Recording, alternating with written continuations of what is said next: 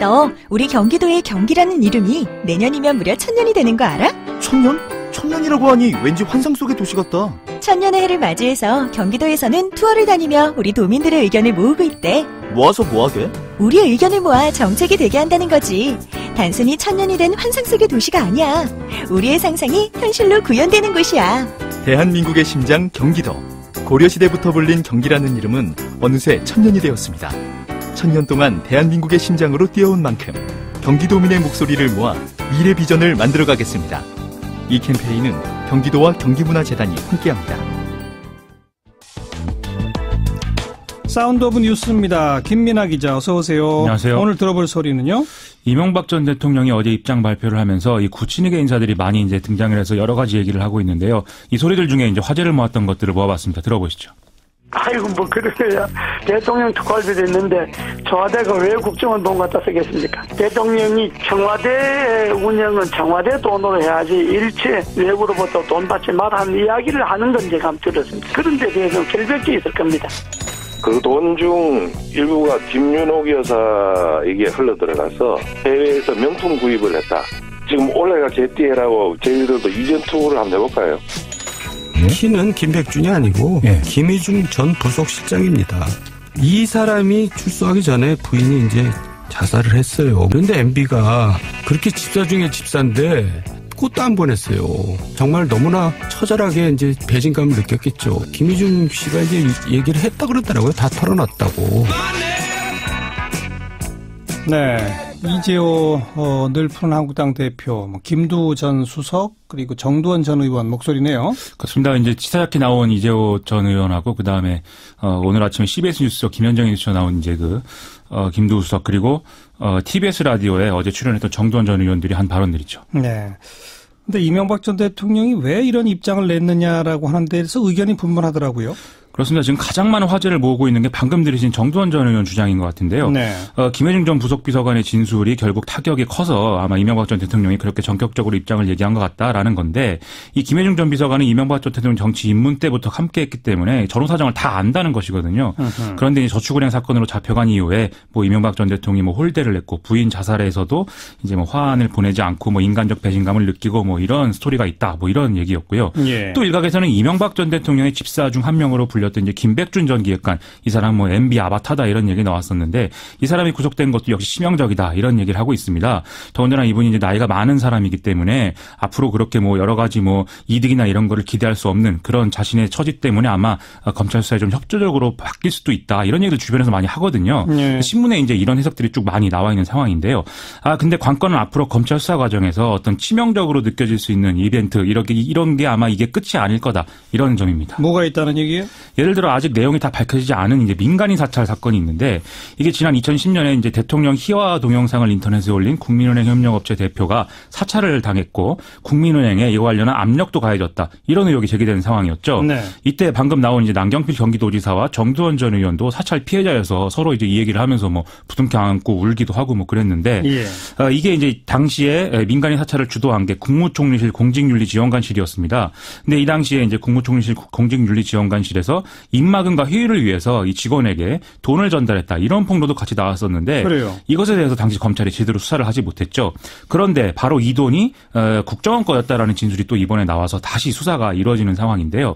이 당시에 또 국무차장을 맡았던 사람이 이 박영준 씨거든요. 과거에 이제 왕수석 왕실장 이런 이름으로 부르기도 했는데 이 사람이 이제 이상득 전 의원의 측근이고 뭐 배경에 영포회가 있다 이런 얘기 한참 나왔었는데 아마 그런 얘기들도 다 이제 끄집어내져서 나오는 그런 상황이 되지 않겠습니까?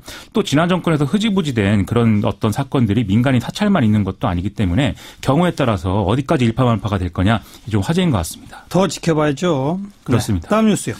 전병헌 전 청와대 정무수석이 불구속 상태에서 뇌물 및 정치자금법 위반 횡령, 직권남용 등의 혐의로 재판에 넘겨졌는데요. 이 정부에 관련된 고위 인사로서는 처음이죠. 전병헌 전 수석은 국회 미방위 소속 의원 시절에 롯데홈쇼핑, GS홈쇼핑, KT 등의 요구를 내서 총 5억 5천만 원을 e스포츠협회에 기부하거나 후원하도록 했다는 혐의입니다. 상태입니다. 네. 그래서 그 반대급부로 롯데홈쇼핑의 방송 재승인 관련 문제 제기를 뭐 중단해달라거나 또 GS홈쇼핑 대표를 국정감사 증인에서 빼달라 이런 이제 부정한 청탁을 받았다는 것인데요. 또 전병헌 전 수석은 현직이던 지난해 7월 말에도 기획재정부 예산 담당 고위 간부에게 전화를 걸어서 e스포츠협회가 주관하는 PC방 지원 사업에 20억 원의 신규 예산을 지원해라. 10원도 빼지 마라. 이런 요구를 한 혐의도 받고 있습니다. 네. 전병헌 전 수석은 이런 혐의를 강력하게 부인하고 있는 상황이라고 합니다. 오늘 자유한국당 원유철 의원도 역시 불구속 기소됐다면서요? 이 자신의 지역구인 경기 평택시에 소재한 업체들로부터 민원 청탁 대가 명목으로 1억 8천만 원 상당의 뇌물과 불법 정치자금을 받은 혐의 등으로 보좌관 및 업체 대표들과 함께 불구속 기소가 됐는데요. 뇌물의 경우에는 이제 민원 청탁이 분명한 경우이고 불법 정치자금 수수는 법이 정하지 않은 형태로 돈을 받고 이것을 부정하게 사용한 것을 의미하고 있습니다. 또 이들 중에 일부 업체는 후원금 쪼개기 이런 형태로 총 16번에 걸쳐서 돈을 전달한 것으로도 밝혀졌습니다. 두 사람은 이제 기소까지 됐고 아직도 정치인 관련 수사가 또 있죠? 그렇습니다. 그런데 이 정치인들이 대부분 자유한국당 소속이어서 앞서 말씀드린 이제 전병헌 전 수석 수사가 뭐 균형 맞추기 차원 아니냐 이런 얘기도 지금 많이 나오고 있는데요. 먼저 홍문정 의원 불법 정치자금 수수 혐의가 있습니다. 이와 관련해 홍문정 의원이 이사장으로 있는 경민학원이 최근 압수수색을 당한 바 있고요. 이외에도 국정원 특활비로 뭐 진박 여론조사를 했다. 여기에 관계된 것으로 알려진 김재원 의원도 지금 수사선상에 올라 있는 상태입니다. 이외에도 강원랜드 부정채용 관련 염동열 의원이 수사를 받았고요. 권성동 의원도 여기에 이제 연루돼 있다고 하는데 아직 수사를 받지 않은 상태지만 확대되면 여길 피할 수 없을 것이다. 이런 얘기도 나오고 있습니다. 네. 다음 뉴스요. 오늘 한국은행이 2018년 경제전망 설명회를 열었는데요. 뭐 성장률 전망과 주요 현안에 대한 좀 진단들이 나왔습니다. 일단 올해 성장률 전망치를 기존 2.9%에서 3%로 상향했는데 이것은 세계 경제가 회복세다. 그리고 민간 소비가 증가할 것이다. 이 점을 이제 고려한 결과라고 합니다. 여기서 민간 소비 대목은 평창 동계올림픽이 향후 소비 심리에 긍정적 영향을 줄 것이다. 이 예상이 지금 작용한 걸로 보이고요. 예. 또 사드 보복 완화로 중국인 관광객이 예상대로 증가하면 이게 성장률 상향 요인이 될 것이다. 이렇게도 평가가 되고 있습니다. 그 외 최저임금 인상 영향과 관련해서는 정부 지원이 제대로 작동해서 인원 감축이 크게 나타나지 않는다고 하면 물가에 끼칠 영향은 크지 않을 것이다. 그리고 소비 진작에 도움이 될 것이다. 이렇게 분석이 됐는데요. 네. 아마 앞으로 이런 것을 근거로 해서 좀 금리 동결 전망이 강하게 제기될 것 같습니다. 가상화폐 얘기는 안 나왔어요? 그렇지 않아도 이제 한국은행의 가상화폐 TF에 들어가 있기 때문에 기자들이 이걸 물어봤는데 이주열 총재가 처음에는 좀 단편적으로 답하다가 자꾸 물어보니까 아예 자기 생각을 쭉 밝히는 그런 상황이 있었습니다. 뭐라고 했어요? 이 가상화폐는 현 단계에서는 법정화폐나 지급수단의 성격을 갖고 있지 않기 때문에 한국은행이 뭐 액션을 취할 내용은 없는데 가상통화 가격 변동에 충격은 좀 보고 있다. 그런데 이게 금융 안정을 저해할 가능성은 현재로서는 제한적으로 판단한다. 이렇게 밝혔고요. 그러면서도 최근 가상화폐 거래의 투기적 성격과 쏠림 현상이 과열되고 있는데 이 점은 좀 우려된다라고 했습니다. 앞으로 디지털 혁신이 있을 경우에 결제 시스템과 화폐제도 전반에 미칠 가능성 그리고 중앙은행의 디지털 화폐 발행 이건 추가로 연구할 것인데 너무 앞서 나간 얘기다. 이렇게 좀 선을 긋는 그런 분위기이기도 했습니다. 근데 뭐 현직 금감원 직원이 그 대책 발표 전에 가상화폐를 팔아가지고 차익을 거뒀다. 이런 뉴스가 있더라고요. 황당한 뉴스인데요. 이 직원은 금감원에서 국무조정실로 파견된 사람인데 심지어 이제 대책 마련에 관여를 또 했다고 하고요. 1,300만 원에 매입했던 가상화폐를 대책 발표 직전에 2천만 원 선에서 팔아서 50% 이상 차익을 실현했다라고 합니다.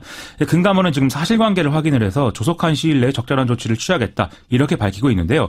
여기서 좀 황당한 게 금감원은 국가기관이 아니기 때문에 이 직원도 지금 공무원 신분이 아니어서 공무원 윤리강령이나 이런 걸 적용하기는 어렵다는 것이죠. 예. 더군다나 적어도 현재로서는 가상화폐가 제도권 내의 어떤 금융투자 상품이 아니기 때문에 이게 직무 관련성이 있는 거냐 이걸 따지는 과정도 다소 이제 좀 난관이 있을 수 있다 이런 얘기까지 나오거든요.